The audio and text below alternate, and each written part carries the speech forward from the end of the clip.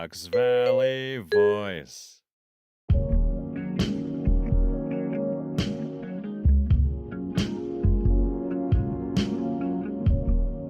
Hey guys, welcome to a special episode of Rivertown Life. I'm your host, Brea Hayes. We're a part of the Fox Valley Voice podcast network. Today we're going to be talking to Abby Beck, who's running for alderman of the 5th Ward of Batavia. And she's really great, guys. She'd be really great for our city, and I endorse her as a person. I'll be voting for her. It's no secret.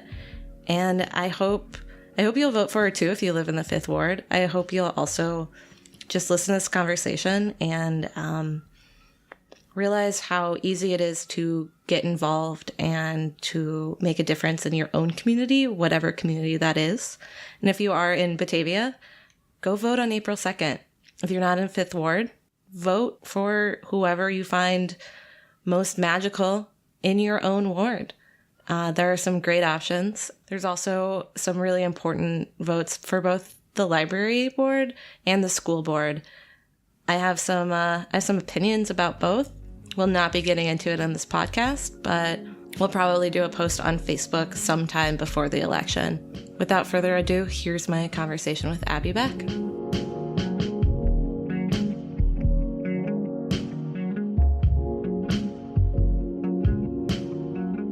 Hi. Hi. How are you? I'm good. How are you? Good. Welcome to my kitchen. Thank you for setting up here. I thought it was important because we've had so many conversations about the city and our, plans for future Batavia. Mm-hmm. Just when there's been no reason other than we became friends and started sitting at your kitchen table and talking about the future of Batavia. Yeah. And so this is a great time. Great place. I like it. Thank you. So Abby, you were running for alderman of the 5th Ward here in Batavia. Yep. And we're going to get all into that, but I want to paint a picture of when I first saw you for the first time, because it was actually at a city council meeting. That's right. Yep. And I think I was there for something fawn related. It was in the very beginning stages when I was working with the city to set up my shop. Mm-hmm. And you were there for a campaign for walkability where you were making these little signs that would say, Water Street Studios is a 1.5 mile walk from here, and all like different businesses and different landmarks around the city. And so the room was empty because it usually, yes. The audience is usually empty, yep. Except for me and my husband, who was not my husband at the time. Well, he was my boyfriend, but, and then you, who was just this like really cute, spunky looking 25-year-old. Yes, 25. Or what I expected, which is something I think we both get, is that we both look younger than we are. Yep. But I was like, oh, she just looks like real cool, and like she must be, in college and doing these cool things. And then over time, especially once I opened up my shop, you started coming in, and I was like, oh no, this is a woman my age who just does the coolest stuff around Batavia because she has a passion to make it better. Thanks. But that was my first experience of you, was actually in that room. Yeah, that's right. Yeah. I remember you too, because I remember thinking, oh my gosh, I'm going to go to this store all the time. I'm so glad this is coming to Batavia. This is fantastic. And so I really, before we get into why you're running, I want you to talk a little bit about what you've been doing in Batavia through the walkability campaign and through the environmental commission. You've put a lot of your volunteerism out in Batavia already.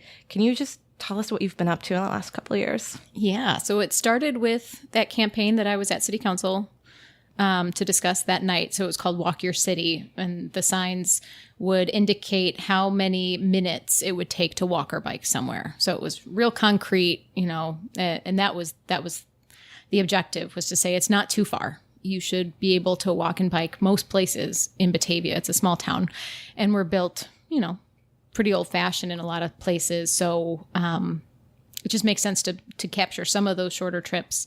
Instead of driving, let's walk or bike them. So from the Walk Your City, so that was my like introduction to city council too. That was the first time I'd ever been in front of them. That was terrifying. But it went well. They were receptive and the signs have been up ever since. We have continued to work on walking and biking. We did this AARP funded little mini documentary, which talked to business owners. We talked to moms and dads with strollers. We had residents from River Rain walk around downtown Batavia with us and tell us their experience. What was easy? What was hard? What could we improve? What is beautiful that they'd never seen before? And from their feedback and then presenting it to different groups around town have just pushed little initiatives here and there just to make things a little bit more walking friendly. And it kind of started with, I had gone to Las Vegas for 6 years after college and went to grad school there and studied environmental science. One of the biggest contributors to climate change is our transportation sector. And living in a post-World War II mega suburb like Las Vegas, I was so frustrated with the fact that people living in these kinds of cities, they don't have a choice but to drive. We have designed walking and biking out of urban planning. Everything is so spread out. Everything is segregated. We have to drive everywhere. And I just drove me absolutely crazy. I was like, but you know where you don't have to drive? You don't necessarily have to drive in Batavia. So I'm going to go home and make sure I can communicate that to everybody. Like, we've got something good here. You don't have to drive everywhere here. Driving is dangerous. And it just like wore at my soul having to be in my car so much in Las Vegas that we sold one car, moved back here, haven't bought a second car, try to walk and bike everywhere, would only live within a certain radius of downtown so that we could walk and bike. And so, yeah, that's kind of how the walkability all got started. It's so funny to hear you say that you lived in a place and moved back here to walk and bike around, because I moved from Chicago. And so I came out here and I was like, I hadn't had a car for years and years. And I really tried for a significant amount of time to not have a car here. And it is really hard. But I think one of those things is that you realize that that's your mindset. Yep. Because like I was coming from a place that was so convenient all of the time. You're coming from a place from like the opposite of that. Yeah. And so where do we meet in the middle, and how do we educate each other? Because I hear that from people all the time. Like there's so many people that don't walk or don't ride their bikes. And that's coming back to, I love that you've made it your like mission. Yeah. To educate people, because like once you have that knowledge, like, yeah, of course I can do those walks. I can. And I also live close enough to downtown. And that was one of the things that made me feel like I could live here, is that I could walk and ride my bike places. Because when I think suburbs, I just think cars. Yep. All the time. Yep. For days and days. Yep. Yeah. When I describe Batavia to people that have never been here, they're like, oh, you're just a suburb. But it's like, well, no, we're not. We were here before Chicago, and Chicago built out to us. And that's why everything to the west is still cornfield, and everything east is suburbia. But we were here first. Like, we've still got that core downtown that we can build from. So yes, we're a suburb, but we're not a suburb. So you, other than college and your time in Las Vegas, like you are a lifelong Batavian, generations back, correct? Generations. I am 5th generation Batavian. Wow. I know. That's crazy. I know. I couldn't even name, I can't even give you the names of all the generations before, but I know I'm 5th. Yeah, I was about to say, I was like, I don't know in my own family history 5 generations back. That's amazing. I know there's a Bliss Road out west. That's in my family. Oh, that's awesome. Yeah. I know Bliss Road. Yeah. Yeah. Nice farm. Yeah. Well, cool. What else have you done other than the walkability campaign? I know like you serve on the Environmental Commission. Yep.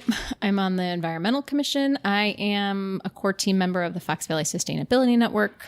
I'm newly on the Water Street Studios Advisory Council, which is really fun. I have a volunteer with my son's green team at HC Storm School. What else do I do? WellBatavia, co-founder of the WellBatavia Initiative, which is really fun. And we have an annual festival that happens in June. And then we've just spread out. It's kind of where a lot of the walkability now falls, is in this WellBatavia Initiative. And we've got other health initiatives that we take from the festival and expand upon for the whole year. Awesome. And I know you're doing something over the summer with First Fridays. Is that true? We want Second Fridays here in Batavia. We're trying to, it falls into the walkability and just the placemaking aspect of, if you want to have a walkable place, you have to have some places to go to. So working with Main Street is a logical partnership there, because they're all about promoting and establishing new businesses downtown and creating place. So, we're partnering with them to make sure that we are not only adding attractions to get people down there, but making it easier to walk around. So where are there missing crosswalks? Where are there just missing teeth in the landscape of when you're walking around? You know, if there's a big empty swath of land where nothing's there, it's not activated, as they say in the biz, like, let's activate that space so that they have a reason to, breadcrumbs to get from River Street to Water Street, where a lot of our stuff is concentrated. Awesome. Yeah.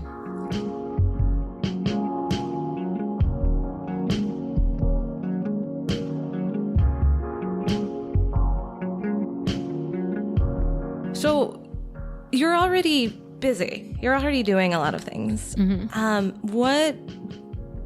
What made you want to also run for city council? A lot of the things that I'm doing need a voice on city council. Like, there needs to be someone that can speak to environmental issues on city council. Somebody needs to speak to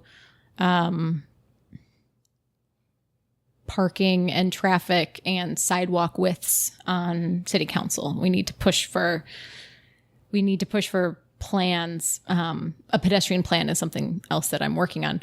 And so somebody to push that through and champion that to get it enacted and put some teeth behind it, so that when we have new development, that it has connectivity.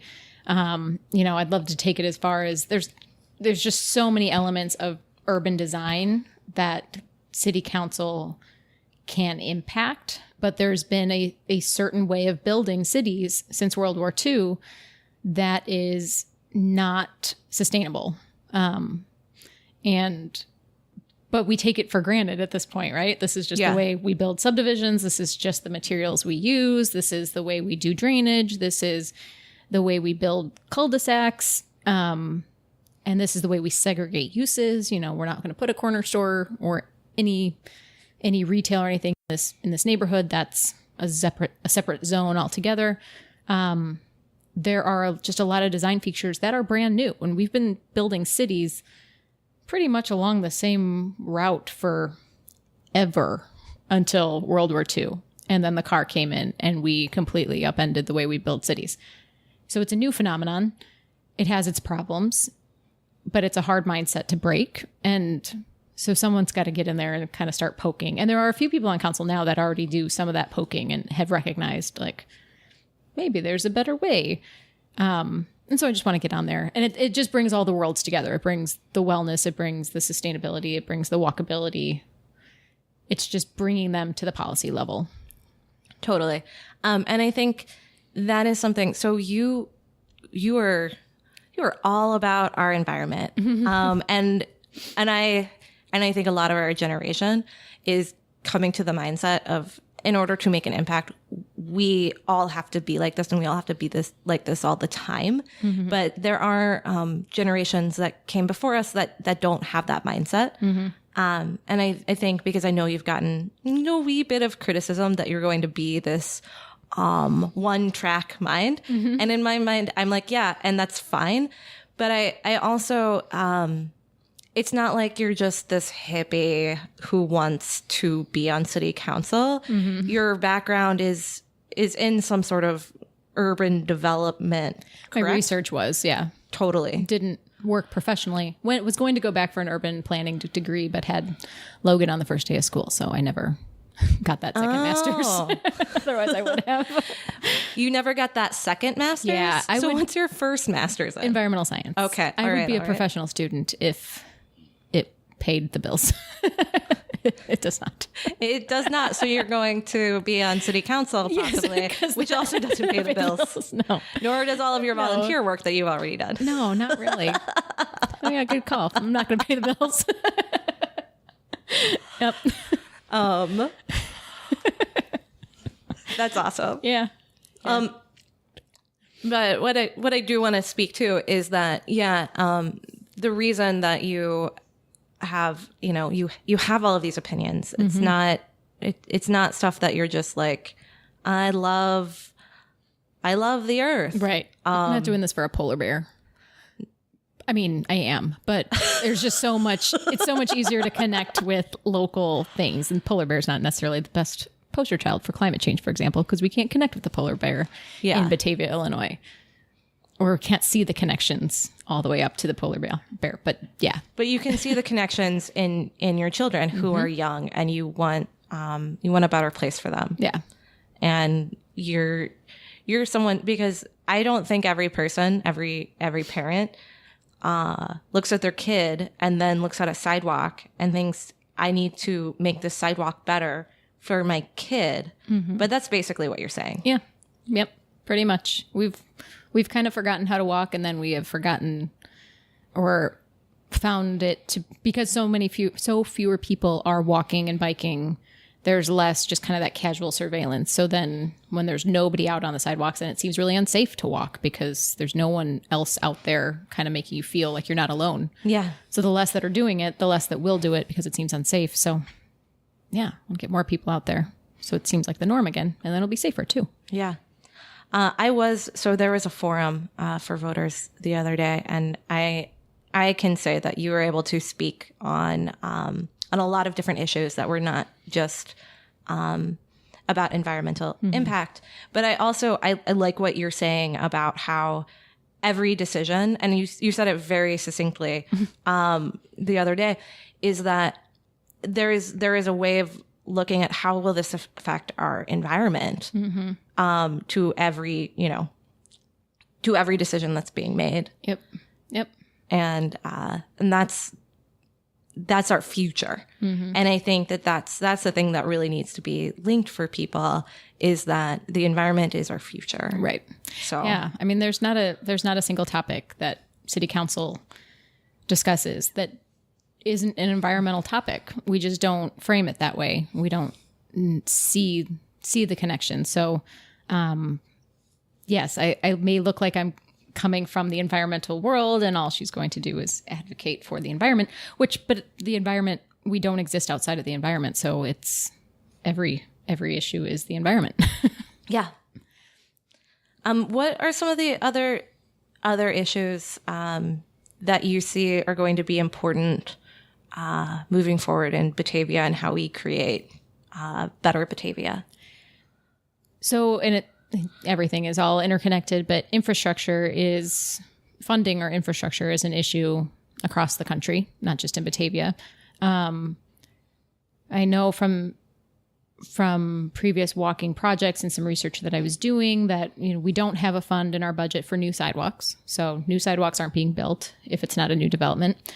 We're not necessarily covering all of the required maintenance of our streets and sidewalks with the budgeted amount that we have. And that's an issue. We're going to get this backlog of infrastructure that we're not funding. And the fact that we can't fund it 100% at this point, to me, says we shouldn't build any more and just keep adding to this stock of stuff that we can't afford to maintain.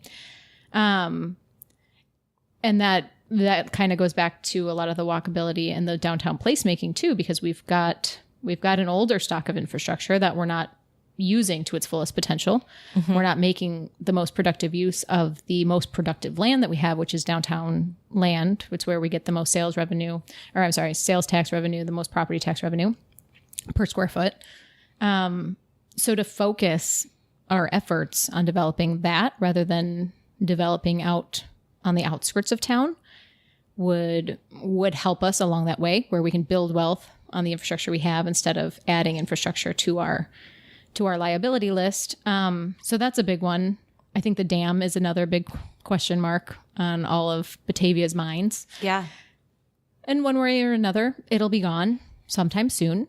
And so just to have a plan in place for what happens when it goes. The biggest question really isn't about the dam at all. It's just about the pond at the depot. Because without the dam, that will dry up. So do we issue bonds or start saving up to protect and reestablish that pond artificially? Or do we let it go and let it go dry and build it up, build a beautiful bioswale or butterfly garden there, or put a building on it? But there's so much nostalgia stuck to that. 100%. So those are big issues because we don't have a way to fund it right now, the dam removal or fixing of the pond. I'm really proud that I know what a bioswale is, but can you explain that for our listeners who might not know what a bioswale is? Sure. And I'm not an ecologist either, but it's kind of a water retention area that's been more naturalized. So you're gonna have native plants and it's kind of an area that can flood. It can be dry, but it's just a more natural way of doing. You see big water detention ponds that are just water or nothingness kind of. Yeah. This is a little bit more intentional way of planting and totally building that, I think. Oh my gosh, I'm gonna have an ecologist tell me I'm totally wrong. But no, I think from what I know, you're right on track. Right, okay, good. And if, which I'm sure most people live in the area, and if they are walking the river path, right when you get into Fabian Park in Geneva, if you look to your left, there is actually a sign that says this is a bioswale, and it gives like an actual definition. And here's what I do. Yeah, those signs are great. Which is super great. And that's how I know what a bioswale is. Because I read that sign.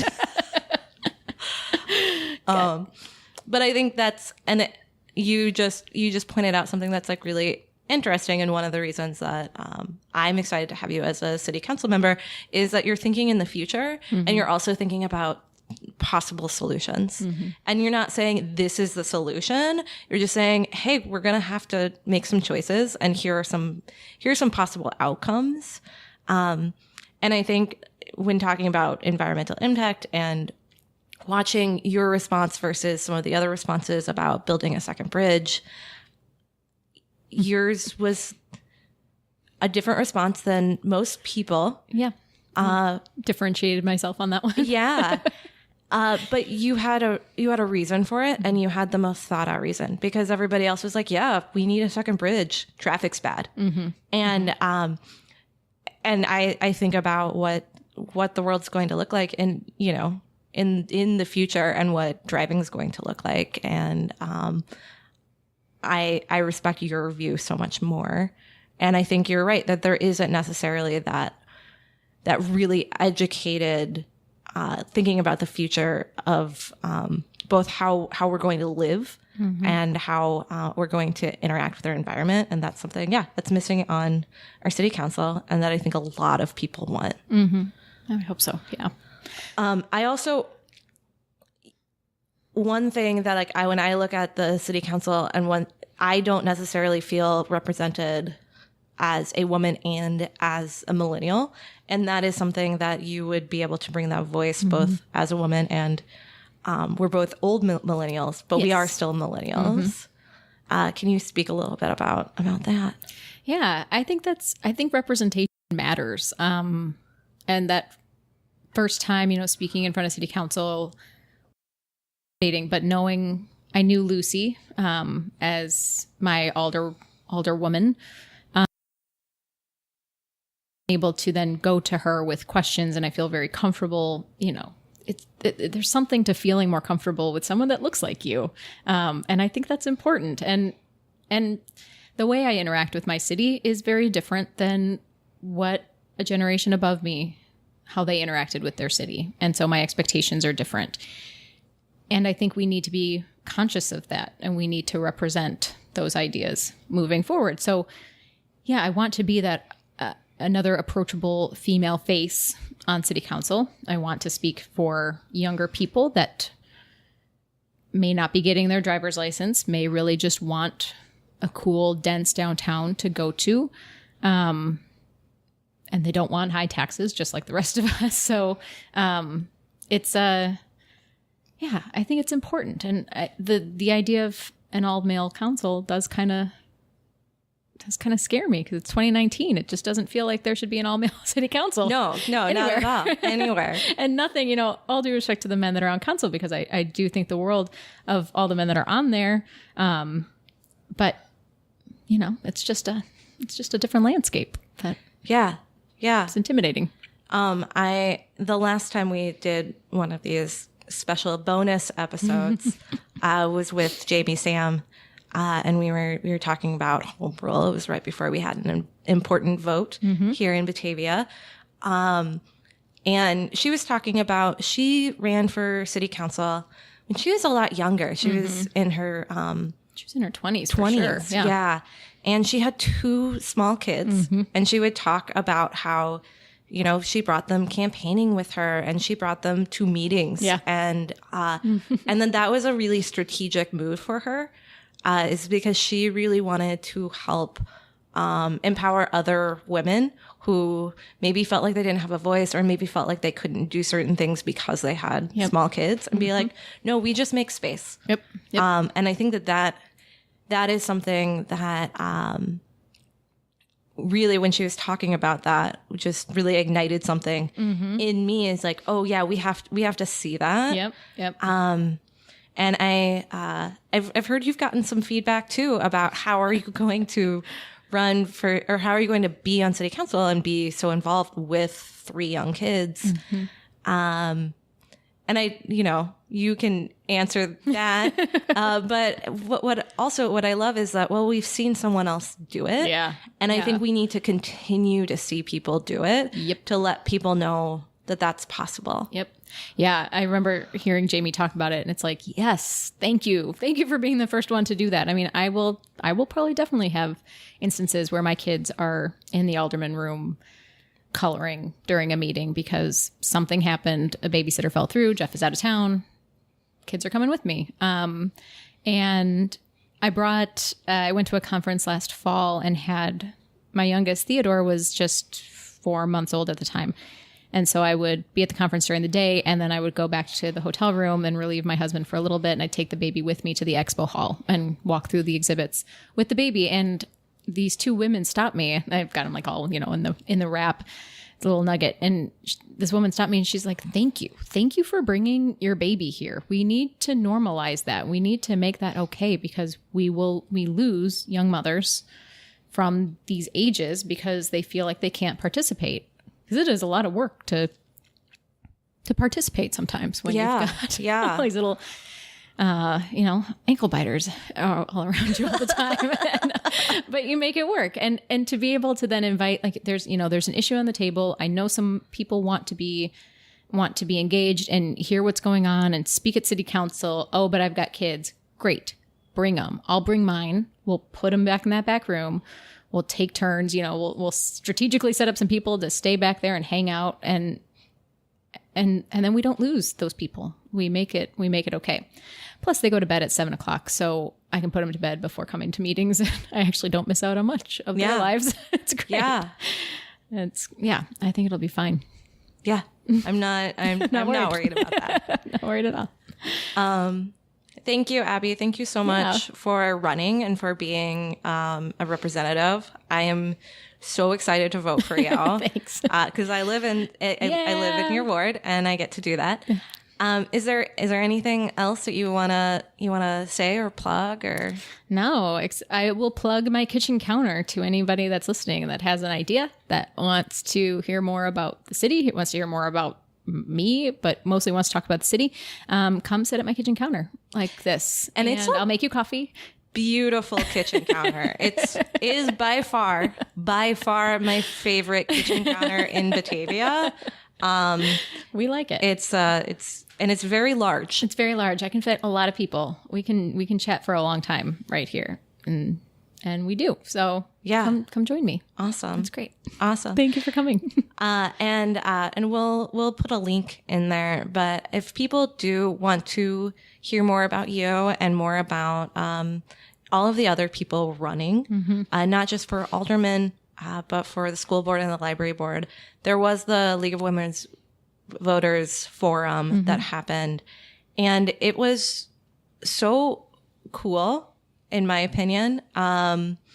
I didn't know I had such strong feelings about both the library board and the school board, but I really, really do. And I might talk about that some other time. Good. But we'll put a link because I think you get really specific about some issues, and I feel like you did a really great job of representing who you will be as our alderman, and if I get my way, who you'll be as our mayor someday. Maybe someday. Maybe someday. Thank you.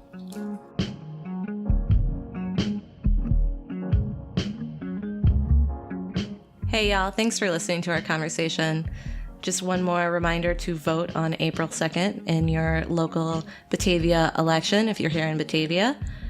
And we have some really cool stuff happening on the podcast this spring and summer.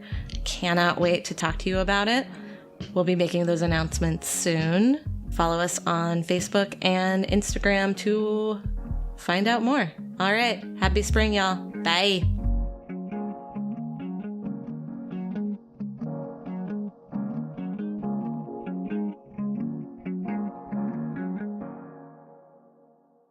Fox Valley Voice.